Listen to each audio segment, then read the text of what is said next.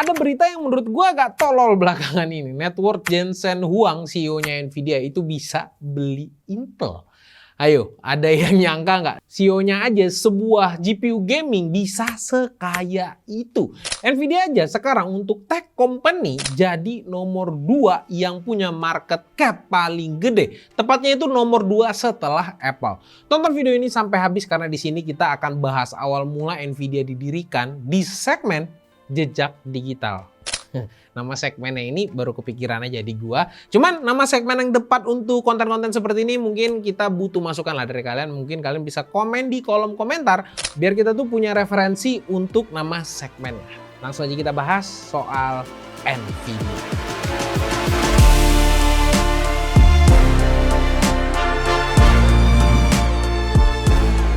Kita mulai dari awal dulu. Nvidia ini didirikan 5 April 1993 di Santa Clara, California.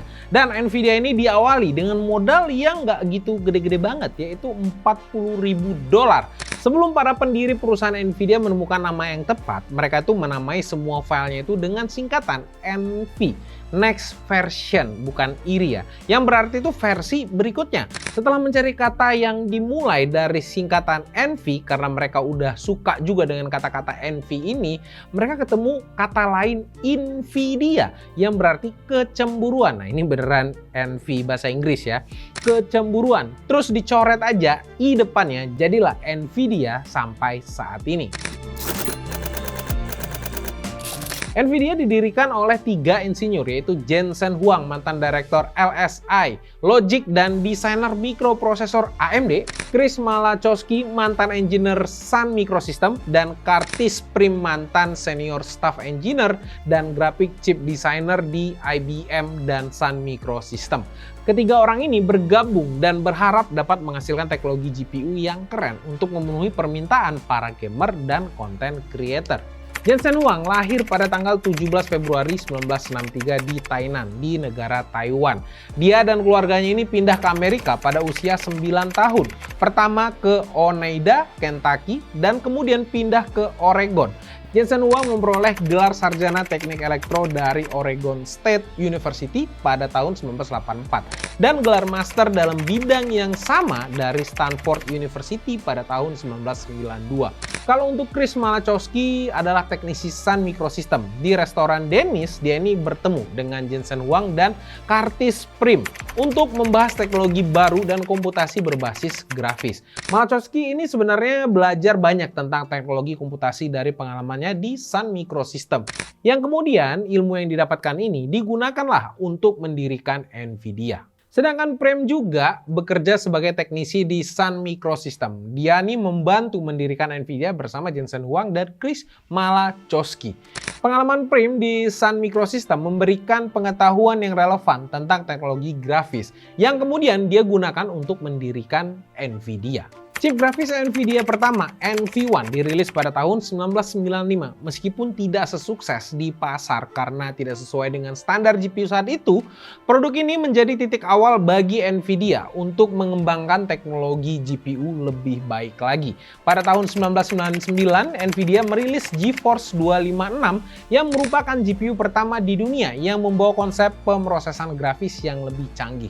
GeForce 256 inilah yang menjadi momentum penting dalam sejarah teknologi dalam sebuah GPU.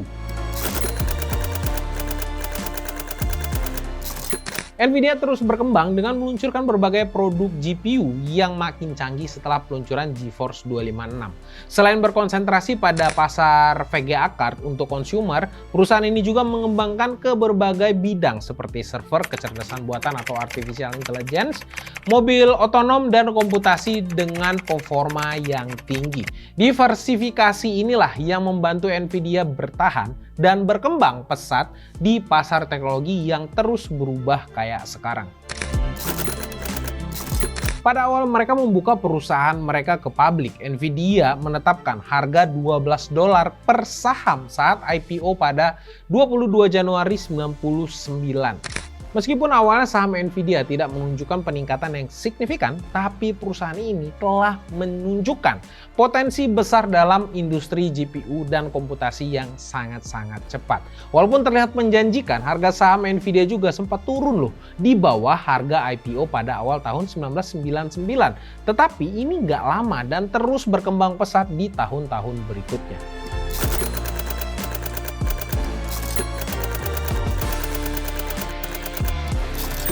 Nvidia meluncurkan GeForce 3 pada tahun 2001, GPU programmable yang ada di pasaran. Mereka juga mulai bekerja sama dengan Apple dan Microsoft.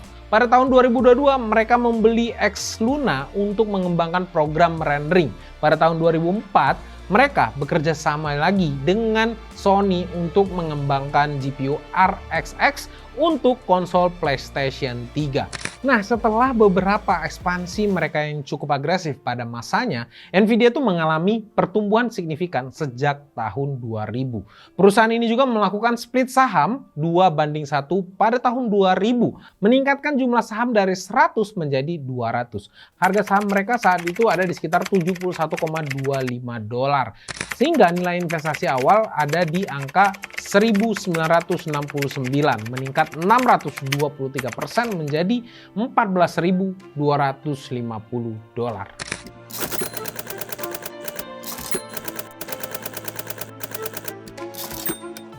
Pada awal tahun 2000-an, disinilah Nvidia mulai terlibat dalam dunia AI, terutama dengan peluncuran platform Compute Unified Device Architecture atau CUDA pada tahun 2006.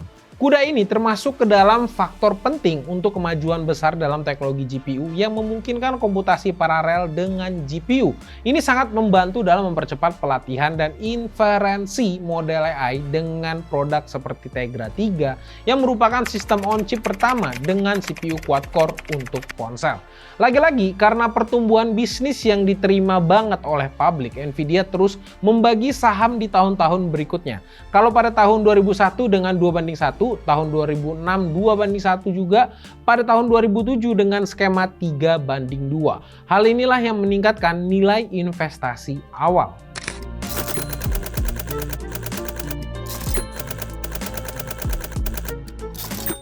Nvidia terus mengembangkan teknologi AI mereka setelah peluncuran CUDA. Mereka bekerja sama dengan berbagai perusahaan untuk mengintegrasikan teknologi GPU mereka ke dalam berbagai solusi untuk industri-industri yang membutuhkan hardware mereka, seperti dalam bidang AI dan komputasi tingkat tinggi.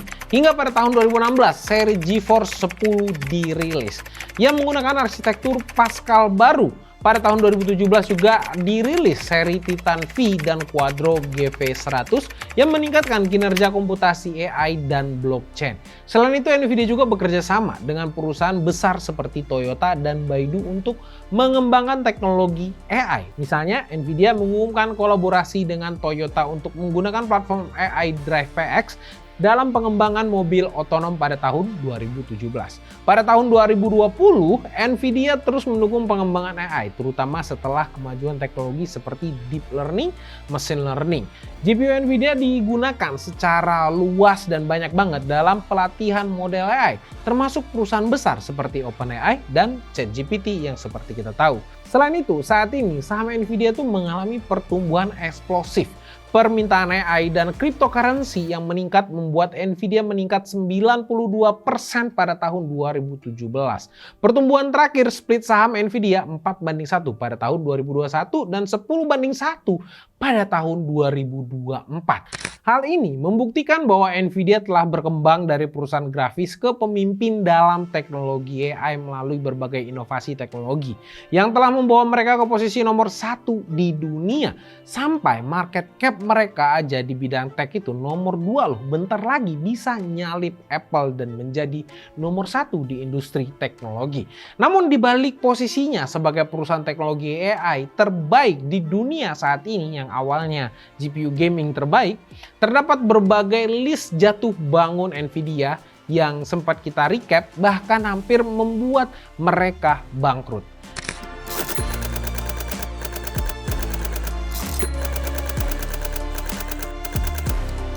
Perusahaan Sega awalnya memilih Nvidia untuk mengembangkan GPU untuk konsol Dreamcast. Tetapi Sega akhirnya memilih untuk menggunakan GPU Sony karena masalah teknis dan waktu yang lebih lama untuk pengembangan atau development. Meskipun Nvidia hampir bangkrut karena kegagalan ini, mereka berhasil bangkit dengan fokus pada pengembangan GPU yang lebih baik berkat bantuan Soichiro Irimajiri. Soichiro Irimajiri ini percaya pada potensi Nvidia. Secara langsung menghubungi Jensen Huang juga untuk memberitahu Sega bahwa mereka akan menggunakan vendor grafis lain untuk Dreamcast. Namun Irimajiri tetap percaya pada Huang dan ingin membuat Nvidia sukses. Irimajiri sendiri berhasil meyakinkan manajemen Sega untuk investasi $5 juta ke dalam Nvidia. Pada saat itu Nvidia tuh hampir bangkrut, tetapi ini adalah uang yang sangat-sangat berharga tentunya ketika lagi mau bangkrut. Huang juga menyatakan bahwa uang yang mereka miliki hanya dari investasi Sega, dan Huang mengatakan kesempatan dan kebaikan Irimajiri memberikan kami 6 bulan untuk hidup. Gila, berarti bisa dikatakan Jensen Huang ini punya hutang budi yang begitu besar ke Irimajiri. Tahun 2001, setelah kegagalan proyek Dreamcast, Nvidia mengalami kerugian lagi yang cukup besar bagi mereka. Mereka hanya memiliki cukup uang untuk membayar 1 bulan gaji karyawan. Tetapi mereka berhasil menjual sekitar 1 juta Riva 128 dalam waktu 4 bulan dengan fokus yang kuat pada pengembangan GPU. Nah, akhirnya mereka tuh punya dana untuk mengembangkan produk berikutnya. Masih selamat lagi.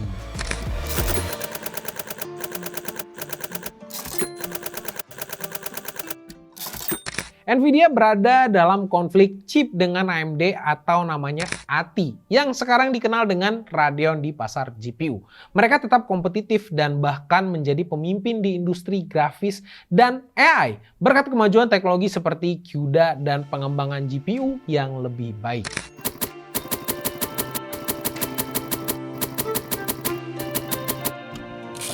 Banyak perusahaan teknologi termasuk Nvidia terkena dampak krisis ekonomi global pada tahun 2008. Namun dengan strategi keuangan yang mungkin udah belajar dari hampir kebangkrutan mereka gitu kan. Mereka ini jadi tetap kuat dan fokus pada pengembangan teknologi. Mereka cuma fokus sama diri mereka aja, apa yang mereka pengen kembangin, mereka kembangin. Dan mereka berhasil melewati krisis dan sampai sekarang terus tumbuh. Gokil.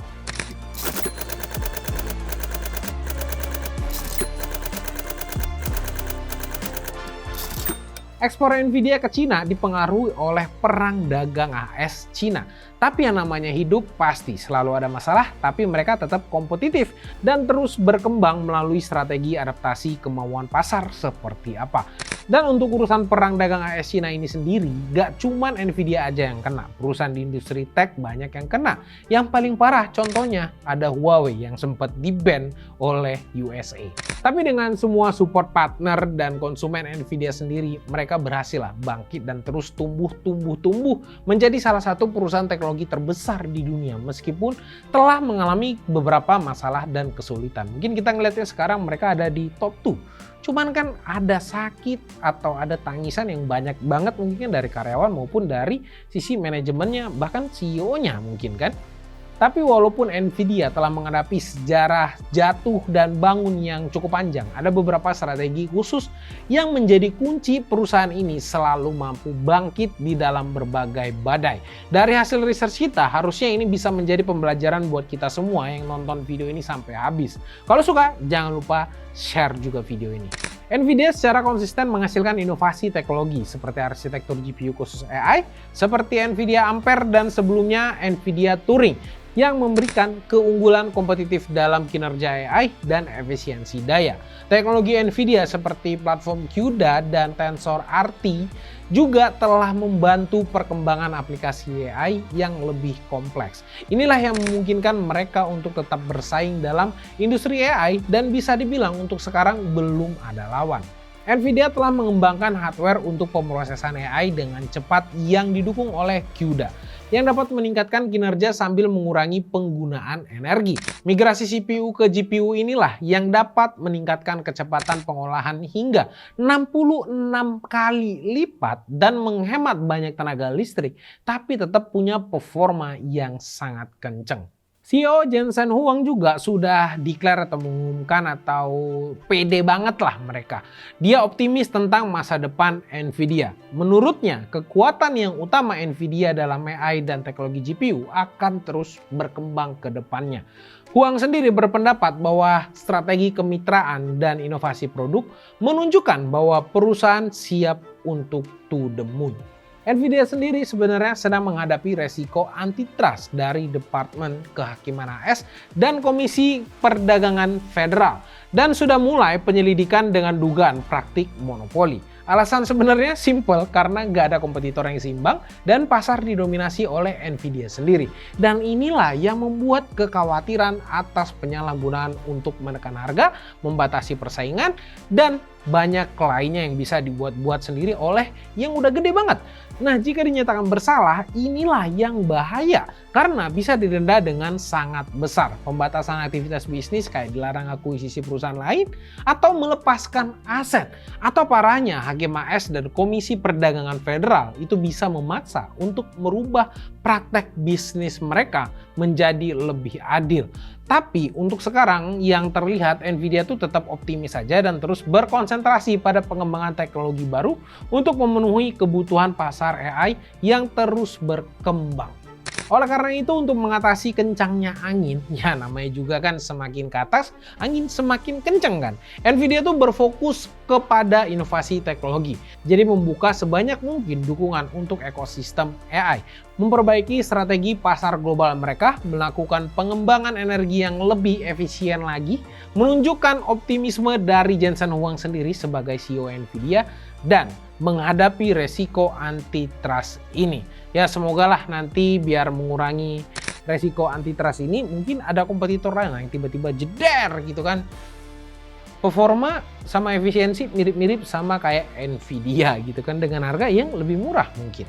Jelas saat ini fokus utama masa depan Nvidia adalah pada kecerdasan buatan atau artificial intelligence. Sudah terlihat jelas banget sekarang Nvidia ingin menjadi solusi utama untuk AI. Ini terlihat dari 2 poin yang kita recap. Pertama, Nvidia telah mengumumkan beberapa upaya untuk memperkuat posisinya dalam artificial intelligence, termasuk peluncuran arsitektur GPU baru yang disebut Blackwell dan akan segera rilis. Dan Blackwell ini sendiri lebih ditujukan untuk mendukung aplikasi AI generatif dan large language model. Kedua, Nvidia memainkan peran penting dalam pengembangan platform generate AI seperti ChatGPT yang menggunakan ribuan GPU Nvidia untuk operasionalnya. Ini aja sudah menunjukkan bahwa bisnis utama mereka itu lebih ke arah AI. Mungkin kalau gamer tuh kayak gatel-gatel aja kali ya sama mereka. Nvidia juga berkomitmen untuk menjadi pemimpin dalam teknologi AI dengan fokus pada pengembangan GPU-nya dan investment pada aplikasi yang mendukung AI. Padahal ini udah jadi nomor 1 lah untuk AI. Cuman ya udahlah ya. Sekarang kita lihat bagaimana Nvidia telah berkembang dari produsen GPU grafis yang awalnya tuh untuk gamer-gamer atau untuk content creation gitu kan, sekarang menjadi pemimpin dalam industri AI dan membuktikan bahwa Nvidia sebagai perusahaan teknologi terbaik saat ini. Nvidia ini bisa menjadi pelajaran berharga sih buat gua ataupun kalian yang nonton video ini sampai habis. Mulai dari jatuh bangunnya dan kegigihannya untuk terus berinovasi di tengah berbagai krisis yang dihadapi oleh bisnis mereka sendiri. Hingga mampu menjadi raksasa perusahaan AI di dunia. Intinya, mereka fokus dengan rancangan bisnis mereka sendiri. Punya komitmen yang sama, selalu bekerja sama dengan perusahaan lain, bukan berkompetisi. Ingat ya sekali lagi, bukan berkompetisi tapi lebih ke menggandeng partner-partnernya. Lihat aja nih, sampai mau bangkrut aja dan gak gajian, tim mereka tuh tetap solid. Solidaritas tim juga dibutuhkan untuk memajukan suatu perusahaan. Oke, mungkin sekian dulu konten kali ini tentang Nvidia, histori Nvidia, gimana mereka bisa sukses, apa aja yang dihadapi mereka. Kalau misalnya kalian senang dengan konten-konten kali ini, mungkin kalian bisa komen lah di bawah brand mana lagi atau siapa lagi yang coba kita research lebih dalam. Cuman kalau misalnya kalian ada feedback atau ada punya something gitu yang belum gua share untuk ke kalian, mungkin kalian bisa komen juga di kolom komentar, mungkin kita bisa berdiskusi di kolom komentar. Oke, sampai jumpa di video selanjutnya. Gua Rodi. Bye-bye guys. Tapi jangan lupa ya untuk komen nama segmennya apa yang kerennya. Bye-bye.